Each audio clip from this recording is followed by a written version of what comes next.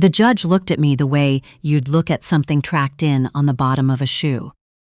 That's the image I keep coming back to, more than the recording, more than the gray light coming through the courthouse windows in downtown Calgary, more than the sound of my own pulse in my ears.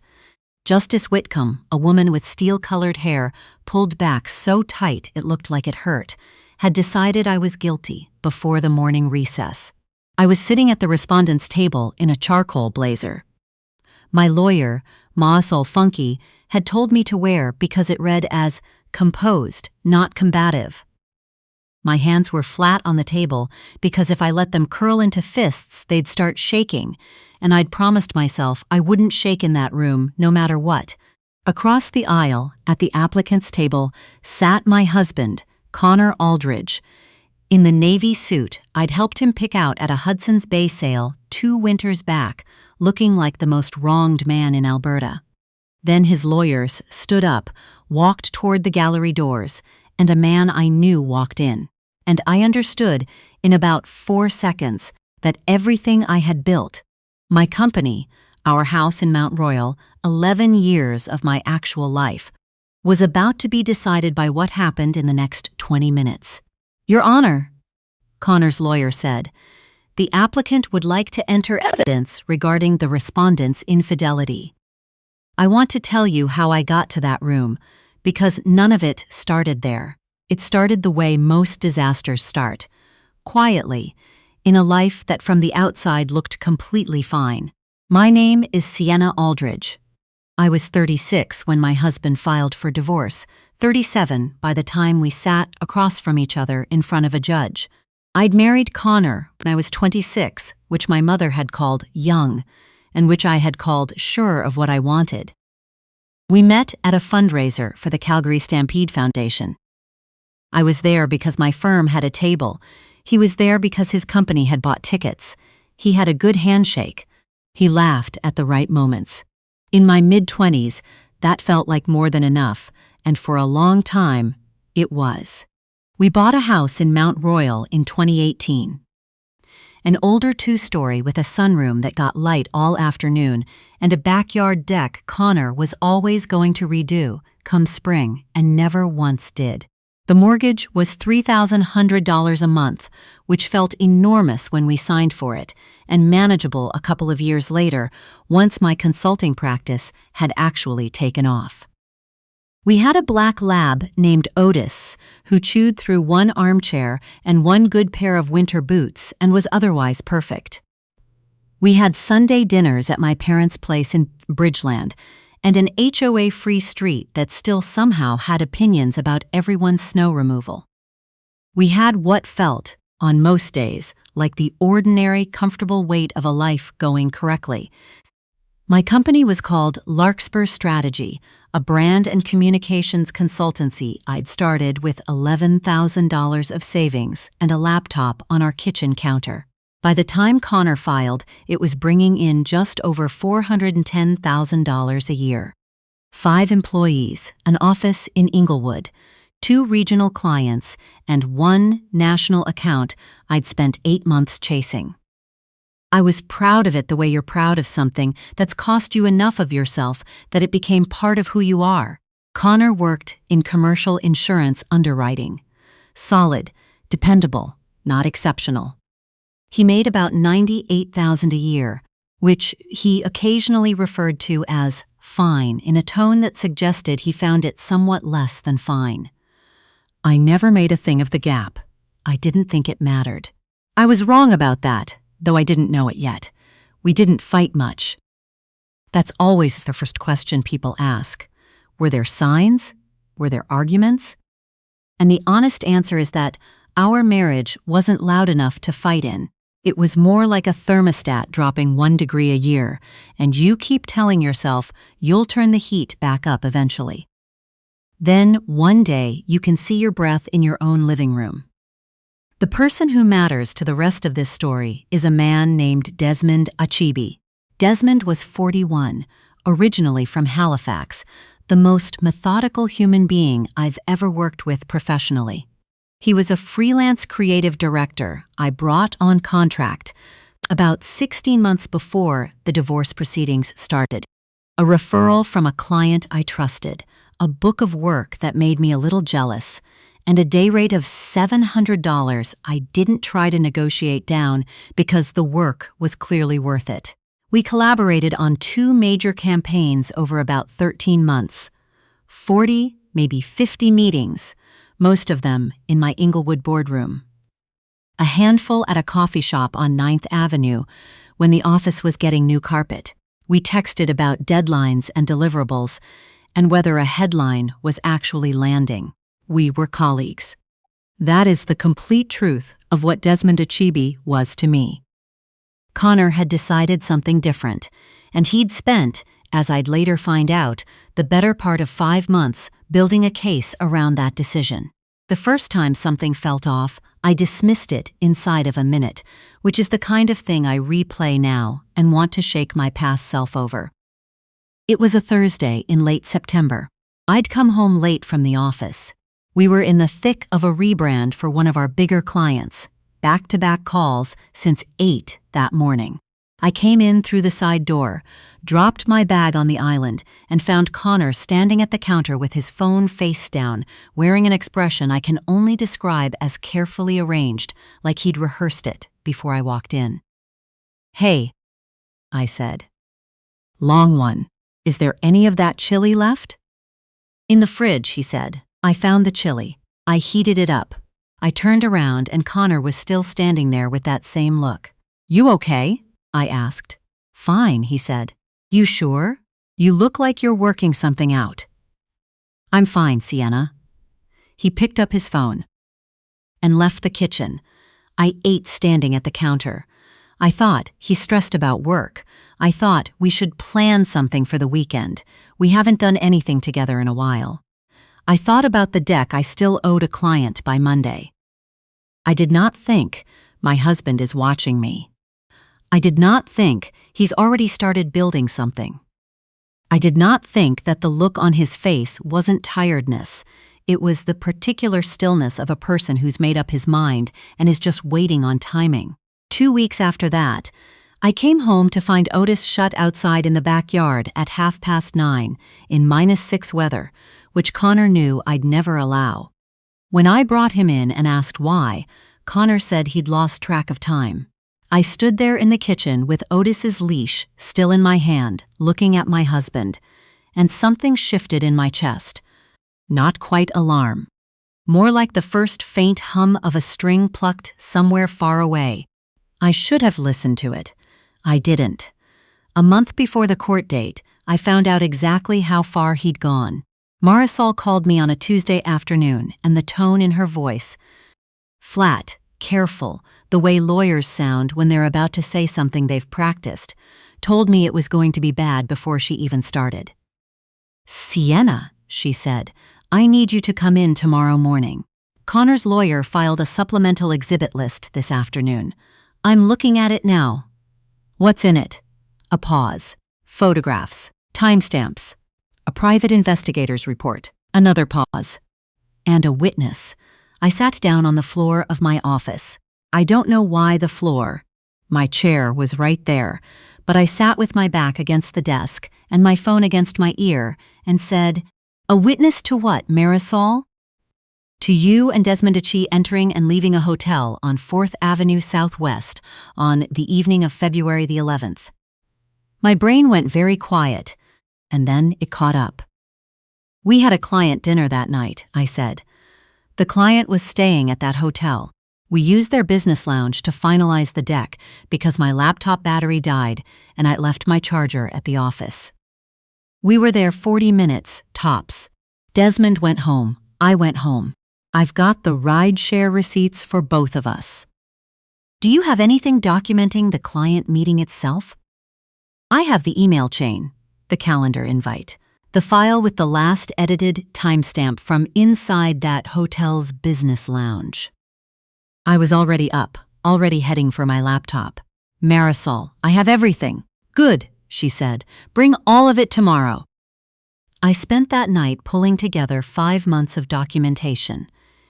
Emails, Invoices, calendar entries, ride-share receipts, meeting notes, client correspondence with Desmond's name on it in a purely professional context. 41 separate pieces of paper showing that every single interaction I'd ever had with him was scheduled, client-related, and boring. I printed it, tabbed it, put it in a binder. I didn't sleep. I drank about a pot and a half of coffee and watched the sky outside my office window go from black to that pale Alberta gray that passes for dawn in February. And I thought, let him try. That was what Connor had miscalculated. He'd spent 5 months building a story. I'd spent 11 years building a business. And running a business teaches you exactly one thing above everything else. Documentation is everything. You document your contracts, your decisions, your time, because the world is full of people who'll remember events differently than they happened. The only thing that cuts through competing versions of reality is a paper trail. I had the paper trail. Connor didn't know it yet. The morning of the hearing, Marisol met me outside the courthouse at 8:45, carrying a leather portfolio and wearing what I'd come to think of as her court face. Stiller, more precise, like a dial had been turned somewhere. "He's going to make it ugly before it gets better," she said. "Let him. Don't react. Don't look at Connor. Don't look at the witness. Look at me, or look at the judge. When it's our turn, we walk her through everything." "Okay," I said. "Sienna." She put a hand on my arm briefly. "I've read everything you gave me. You're going to be fine." I nodded. I didn't fully believe her. I walked in anyway. The first part of the morning was procedural. Motions, objections, things I mostly tracked at the surface while my body sat very still in that charcoal blazer.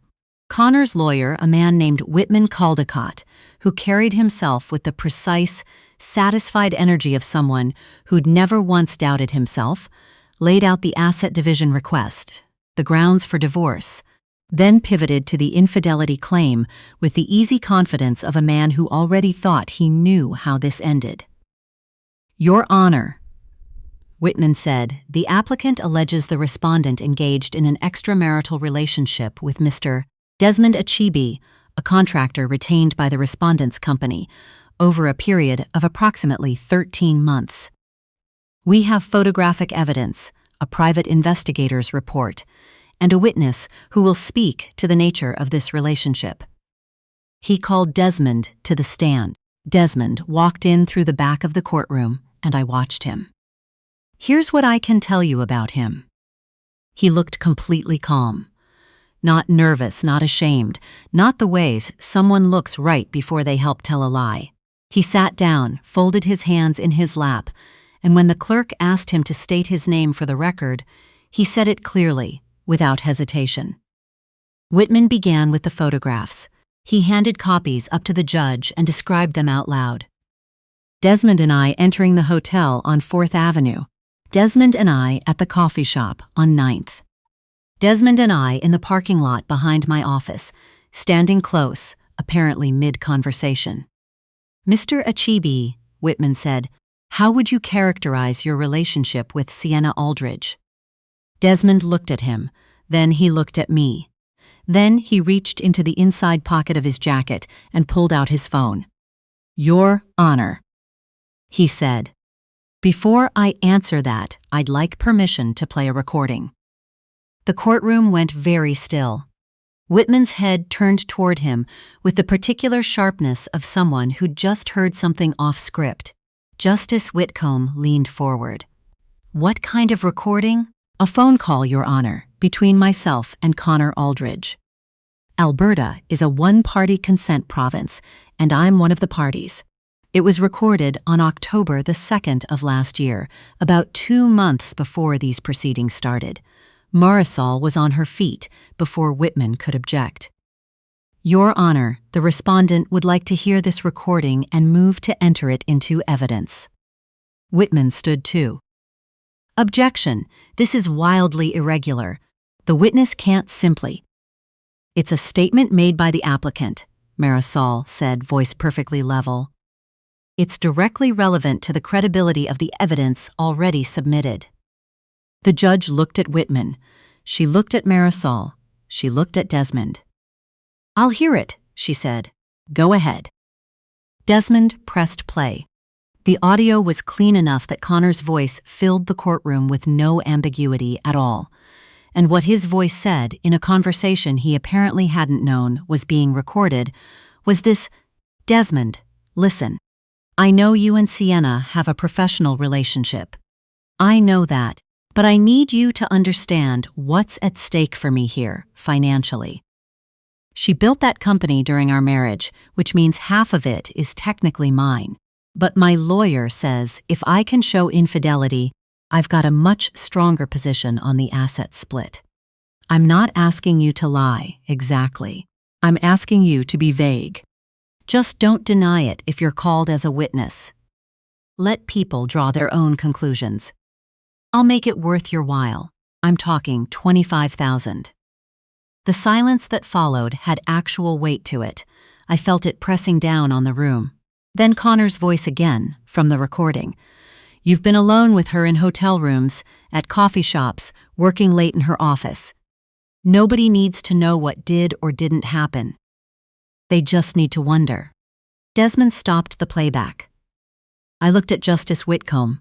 The contempt that had been on her face that morning was still there, but it had rotated. It was pointed somewhere else now. Whitman Caldecott had gone very still at the applicant's table. Connor, beside him, had taken on the particular gray color of a man watching the floor disappear under him. Marisol was already moving. She submitted Desmond's full account, a transcript of the call, metadata confirming the date and time, and a text message Connor had sent him 3 days before the hearing that read, "Think about the offer. It's a good deal for you." She submitted my binder, all 41 exhibits, tabbed and indexed, including the hotel's business lounge log showing our check-in and check-out times on February 11th, 40 minutes apart, alongside a client email thread that started at 9:04 that same evening referencing the finalized deck. Then she stood at the podium and said in that same level voice, "Your Honor, the applicant didn't discover infidelity. He manufactured the appearance of it and attempted to bribe a witness into supporting a false narrative. Every piece of evidence the applicant has submitted is either fabricated context or a deliberate misrepresentation. The respondent has documentation refuting each exhibit, and the applicant, in his own recorded words, has admitted there was nothing to find." She paused. "We'd like to discuss sanctions, and we'd like this referred to the Crown." What followed over the next 2 months wasn't fast, and it wasn't painless, and anyone who tells you justice feels clean has never sat through it. There were more hearings. There was a formal complaint filed with the Calgary Police Service regarding the attempted bribery of a witness, which under the criminal code is its own offense regardless of whether the bribe was accepted. Whitman Caldecott withdrew from the file within the week. Connor hired a new lawyer, quieter, whose entire posture in the hearings that followed was about minimizing damage rather than winning anything. The asset division ultimately went in my favor on the grounds that Larkspur's strategy had been built almost entirely through my own labor, expertise, and client relationships, and that Connor's contribution to its growth wasn't demonstrable in any material way. I kept the company. I kept the client list. I kept the Inglewood lease. The house in Mount Royal, the one with the sunroom and the deck Connor never got around to redoing, was ordered sold, equity split, which worked out to roughly $106,000 each after the mortgage was settled. It wasn't what either of us would have chosen, probably, but it was fair. Connor was separately charged under the criminal code with attempting to obstruct justice through witness tampering. He pled it down to a lesser charge and got a conditional discharge with a fine and a period of probation. I found out through a 2-line email from Marisol. I didn't feel triumphant reading it. I felt tired, the kind of tired that sits in your bones. Desmond texted me the day after the recording was played. He came to me 2 months before the hearing. I told him no right away. Then I started recording. I should have told you sooner. I'm sorry I didn't. I wrote back, "You showed up when it counted. Thank you." We haven't talked much since. He's working with other clients now. I think about him sometimes, about the specific kind of integrity it takes to record a bribe attempt and then walk into a courtroom and play it in front of a judge, knowing it's going to detonate a situation that had nothing to do with you. That takes something. I don't have a word big enough for it. Otis is with me. That was non-negotiable from day one, and Connor didn't fight me on it, which is the one thing in this whole mess he got right. I'm in a townhouse in Bridgeland now. 2nd floor, good light, nobody emailing me about my Christmas lights. Larkspur Strategy had its best quarter ever in the 6 months after the divorce was finalized. There's something about surviving a thing that publicly tries to take you apart that sharpens your focus in a way almost nothing else can manufacture. My mother called the week after the final ruling. "I never liked him," she said. "Mom, you came to our wedding." I wore navy. Felt appropriate, looking back. I laughed for the first time in what felt like months, small laugh. Real one, here's what I know now that I didn't know then. A marriage can die from quiet just as completely as it can die from shouting.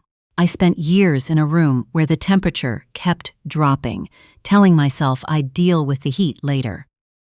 By the time I understood what was actually happening, Connor had already decided I was a problem to be solved instead of the person he'd promised to stand beside. I don't know exactly when he made that decision. I'm not sure it matters anymore. What matters is this. I documented everything. Not because I suspected him of anything, just because that's how I've always run my life. And when someone tried to use the truth against me by surrounding it with lies, the paper trail cut straight through it. Keep your receipts. In business, in marriage, in everything. Not out of paranoia, out of respect for your own reality. Because someday, someone might try to tell you your life didn't happen the way it happened. And the only thing standing between you and that version of events is the proof you thought to keep before you knew you'd need it. The house in Mount Royal sold to a young couple who, according to the realtor, said the first thing they wanted to do was finally redo that deck. I hope they do.